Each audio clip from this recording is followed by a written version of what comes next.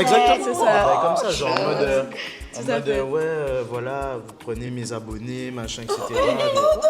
Des trucs comme ça. On est à quelqu'un maintenant,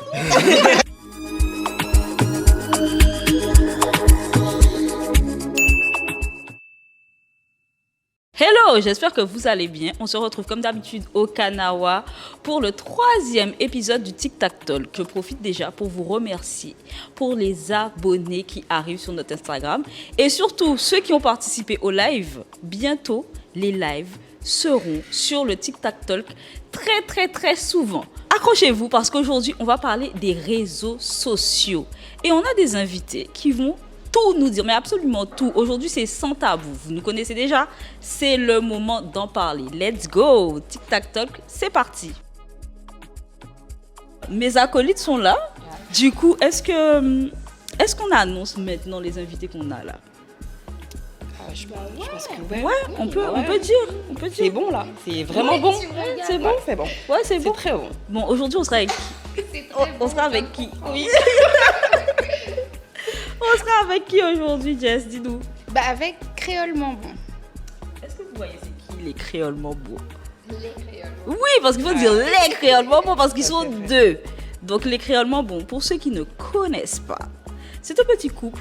Ils ont tellement mimes, moi je les adore. Et ils nous font découvrir constamment à travers TikTok, Instagram et YouTube des adresses, des restos, des bons plans.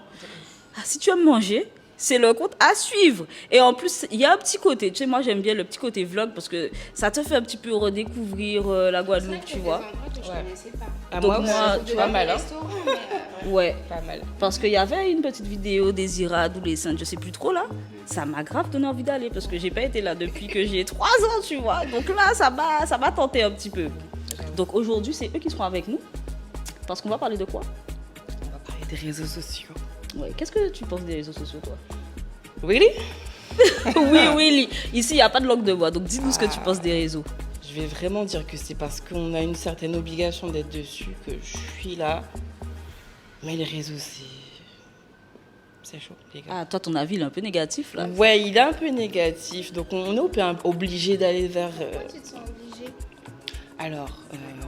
Est-ce que tu penses que c'est genre la société qui t'oblige à être sur les réseaux? c'est la société, c'est le nègre, c'est nous. Ah ouais? Le nègre. Oh, voilà, ça commence. Cette vidéo, elle va sauter, tu vois. On peut pas.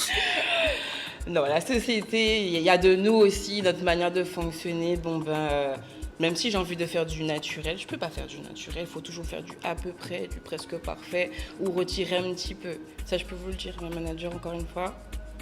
Non, ça tu mets pas. Non, Ouais, ça, là, oui, c'est plus voilà. ta vision. Ok. Donc, je me dis que même en tant que personne, est-ce que j'aurais pu oser certaines choses? Donc, le réseau, pour moi, c'est vraiment une utilité. Pas naturel.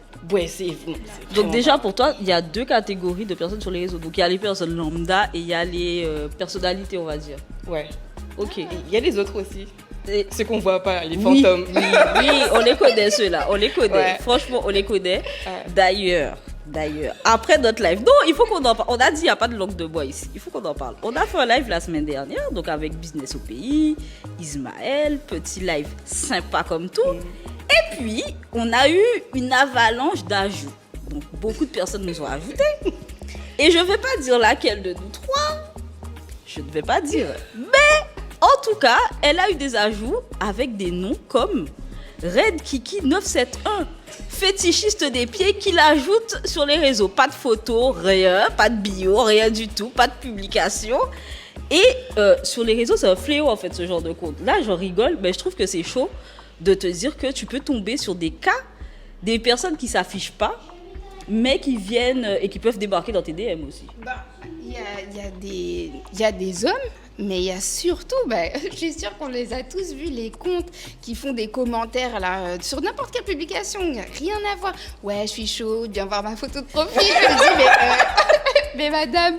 Et des fois, je me dis, c'est des faux comptes qui me rajoutent. Moi, je les laisse m'ajouter, tu vois. Et je vois qu'ils regardent ma story et tout. Je me dis, mais est-ce que ce sont des vrais fakes ou est-ce que ce sont des catfish, des gens qui existent dans la vraie vie, qui me connaissent et qui me suivent exprès. Bon, j'ai pas grand-chose sur mes os, je mets pas grand-chose, mais je dis, mais c'est trop chelou sur les réseaux. Il y a vraiment des gens très bizarres, très chelous. Très chelou. Moi, je mène une guerre personnelle en ce moment contre les tags là, Chine, tout ça là. Les Vanessa Jackson qui like les stories, tout ça. Moi, je mène une bataille. Je les supprime, je les signe. Tu n'as pas ça? J'en ai au moins 5 par jour. Comment ça, tu n'as pas ça? C'est abusé. Et je trouve qu'Instagram, ils nous mettent la pression sur plein de trucs, sur ce qu'on doit publier, pas publier. Comment ça, il y a des gens comme ça sur les réseaux qui se baladent? Attends, moi j'ai vraiment une question. Depuis, je regarde des réels, j'ai pas TikTok et tout. Donc je regarde des réels et tout sur ma page perso. Et tout le temps, Instagram fait des réels avec mes anciennes stories sur des sons que j'écoute jamais. Et il me dit, mets ça en réel et tout. Je me dis, mais t'es un grand malade Instagram, regarde des décisions à ma place. Ça vous arrive aussi? Parce que c'est l'algorithme qui veut ça. Voilà. Quand elle dit qu'il faut Ça va être te fake, en pousser, fait, c'est tu vois, ça. à force, ça va te pousser. Si t'as pas ça va te pousser à le faire. Parce que là, vous avez capté que maintenant, Insta, c'est fini le truc album photo, on met les photos mignonnes, on va à la plage, tout ça. Maintenant, c'est fait des réels, balance des vidéos, sinon t'as pas de vue en fait, t'as pas de vue, t'as pas de followers, t'es Ça aussi, c'est un personne. problème. Est-ce que c'est important d'avoir des vues? Alors pour ton objectif, ça dépend. Ouais, moi je dirais ça, ça dépend de ce que tu fais sur les... Genre moi, moi je fais des trucs, je me regarde jamais. Toi, tu Mais regardes pas like si et tu tout. prends des vues, si tu prends des likes et Franchement, tout. mon plaisir sur Insta, et c'est pourquoi je vis plutôt bien les réseaux, c'est parce que je mets une photo, je me trouve grave fraîche, et je me dis, putain, je me trouve grave fraîche, et je vais mettre ma photo. Il et faut que c'est le tout. monde le sache. Genre. Non, parce que des fois, je me dis, il n'y a que ça de vues, ça de j'aime, alors que c'est la meilleure photo. Moi, je la rebalance en story, histoire que, tu vois, histoire peut-être, vous avez pas bien vu quand j'étais fraîche, allô, tu vois. Tu vois, tu fais le travail. Cherche le tu vois. truc. Oui, mais fais le travail, mais ça même pour voir. Oui, mais ça, c'est pas quelque chose qui est important. Des fois, je mets des photos, je me dis, franchement, je mets ma tête ou mes petits ou quoi, et je cherche pas à avoir une visibilité. C'est vraiment plus un album photo qui regarde. Mais si personne regarde, moi, je veux continuer à mettre ma photo. Je vois ce que tu veux dire. Ouais, voilà. Ouais. Si, je vois. Mais du coup, lorsque tu fais du business, Vas-y. parce que toi, je sais que tu as eu une marque de vêtements, tu fais de la musique et tout. Ouais. Donc toi, tu as besoin des vues, tu as besoin des Ouais. followers et tout. Vas-y, Et est-ce que ça compte pour toi? Justement, comment tu fais là? Comment tu t'y prends pour... Alors comme là, je suis en train de préparer, ça fait déjà depuis un moment. Je t'avoue que tout est presque prêt. Mais les réels, j'en ai fait, mais je me dis, je balance ça, je balance pas ça. Je suis obligée de balancer ça. Moi, je trouve Et que quand les je contenus, suis ils la sont grave tendance, stylés. mais Ils sont le beaux. problème c'est que quand tu vas faire une petite formation, Ouais. quand tu vas essayer de t'auto-former, on va te parler de quoi? Il faut être constant. Il faut. Oui. Ah bah c'est ça les Donc tu es réseaux. hein. obligé de quand même suivre ce qu'on te dit, même si tu vas peut-être poster ce que toi tu as envie de poster. Mais je peux te dire que ça fonctionne. Donc là je suis obligée de booster mes fesses à faire des réels. Donc là, t'es en mode création de... Ouais, à fond. Ben, Toi, juste un objectif sur les réseaux. non, par contre, je suis plus du côté entreprise, puisque du coup, mon entreprise a des réseaux. Au-delà d'Instagram, il y a d'autres réseaux, LinkedIn et compagnie. Mais en fait, je m'en occupe pas parce que c'est un métier, comme tu disais. Donc, moi, je décharge tout ça. Je dis ce que je voudrais commercialement, vers quel type de contenu je voudrais. Mais à part ça, et là, je me rends compte que c'est très différent aussi pour une entreprise. Très peu de j'aime sur les photos, c'est pas important. Mais par contre, beaucoup de retours en DM, ça c'est très important parce que moi, du coup, j'ai des clients qui me contactent via Instagram. Et là, c'est beaucoup plus stressant. Mais encore une fois, c'est loin de moi puisque moi, je prends que le bénéfice des réseaux. Hein. Je laisse ça au community. Hein. Ok, eh ben là, on est parti. Nos invités vont arriver et on va parler de tout ça, des réseaux, ce qu'on y fait, ce qu'on n'y fait pas. Let's go. Let's go.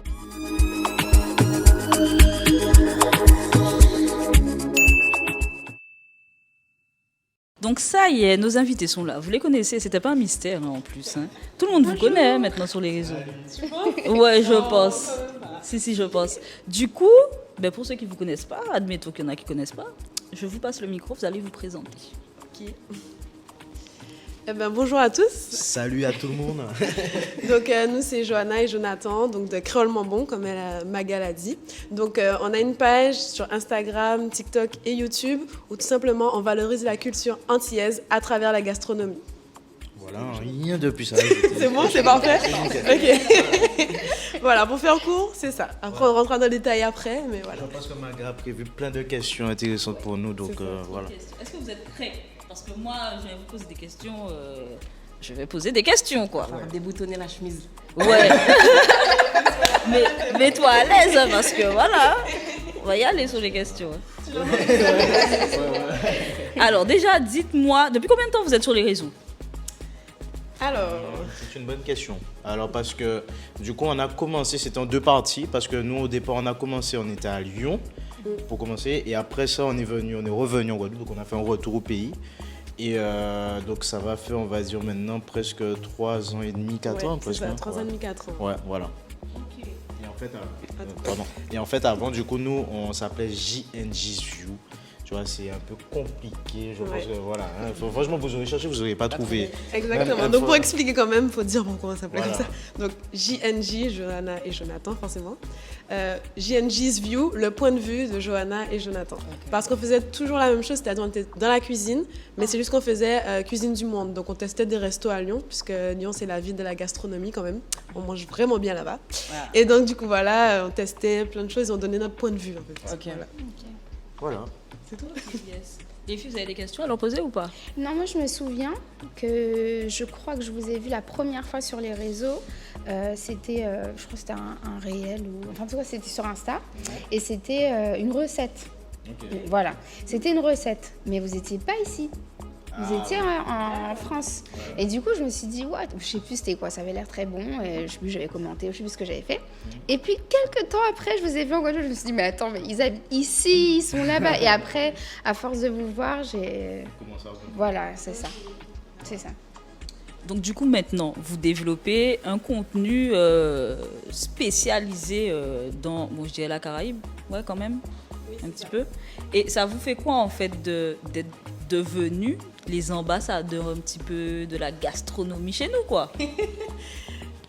Donc oui, maintenant, exactement, c'est ça. Donc, comme on expliquait juste avant, pour faire le parallèle, donc on est passé de JNG's View à Créolement Bon. Ben, comme pour beaucoup de gens, c'est le confinement qui a un peu fait la révélation. Donc, on était toujours là-bas à l'époque et ben, on avait envie de faire des recettes puisque tous les restos étaient fermés. Et c'est là qu'on a commencé à aller vers la cuisine antillaise. L'idée, c'était que les étudiants là-bas fassent des recettes aux saveurs de chez nous, mais avec les ingrédients de là-bas. Et ça a plu, etc. Et quand on est rentré justement le retour au pays, ben, on a dit on continue, mais on combine aussi avec les chefs de chez nous pour valoriser, comme tu as bien dit, la culture antillaise. Et est-ce que tu te sens comme un ambassadeur aujourd'hui, Jonathan? Ben, en fait, le truc, c'est que finalement, quand on regarde bien, c'est que c'est quelque chose qui nous est arrivé soudainement au final.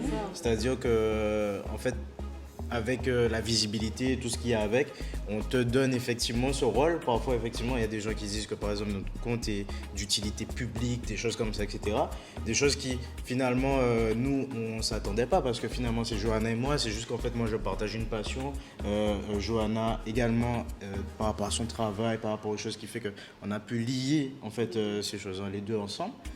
Mais à la base, c'était pas parti pour ça. Et au final, en fait, on prend une sorte de rôle, on va dire, qui est un peu plus que ce qu'on imaginait, mais c'est vraiment cool au final, parce que c'est toujours énormément de bienveillance, donc c'est toujours assez cool et en même temps ben, ça fait des responsabilités aussi où on se doit d'être aussi bien, de ne pas partager certaines choses parce que du coup les gens ils sont à l'affût, tu vois.